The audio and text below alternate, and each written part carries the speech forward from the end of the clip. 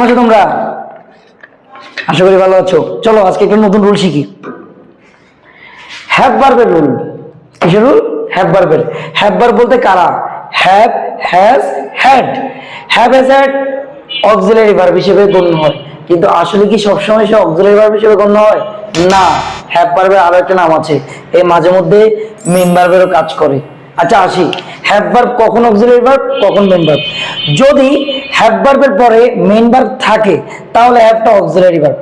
আর যদি হ্যাভ ভার্বের পরে মেইন ভার্ব না থাকে, এই যে হ্যাভ ভার্বের পরে মেইন ভার্ব নাই, তাহলে ও নিজেই এখন কোন ভার্ব? Main verb. আশা করি বুঝতে পারছো দুইটা উদাহরণে। এখানেও অক্সিলারি ভার্ব। যদি অক্সিলারি ভার্ব থাকে সেই ক্ষেত্রে সরাসরি সে বসে যাবে, অক্সিলারি ভার্ব সরাসরি বসে যাবে এবং ট্যাগের নিয়ম অনুযায়ী বাক্যটা হ্যাঁ বোধক হইলে একটা নট দিব সংক্ষেপে। আর এই শব্দগুলো সরাসরি যদি থাকে হ্যাভের আগে তাহলে এরা বসে যাবে। যদি এই শব্দগুলো না থাকে সেই ক্ষেত্রে এইখানে হ্যাভের আগে যদি ছেলের নাম হয় হি, মেয়ের নাম হইলে সি, অ্যাজ বি যুক্ত শব্দ হইলে দে। এখানে আমরা খেয়াল করে দেখলাম যে হ্যাভের আগে আছে কি? সীমা, যে একটা মেয়ের নাম, অ্যান্সারটা হবে হ্যাজ এন্ড সি। আশা করি বুঝতে পারছো। এবার আসো, হ্যাভ কখন মেইন ভার্ব হবে?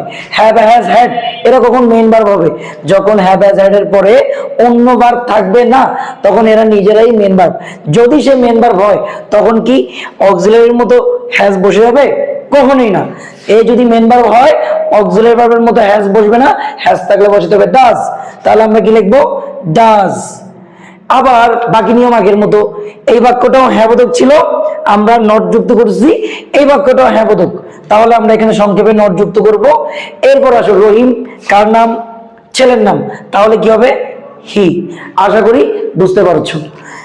যদি এটা বুঝে থাকো তাহলে আমি তোমাদেরকে একটা উদাহরণ দিচ্ছি, এটা কমেন্ট সেকশনে সলিউশন দিয়ে জানিয়ে দিবা।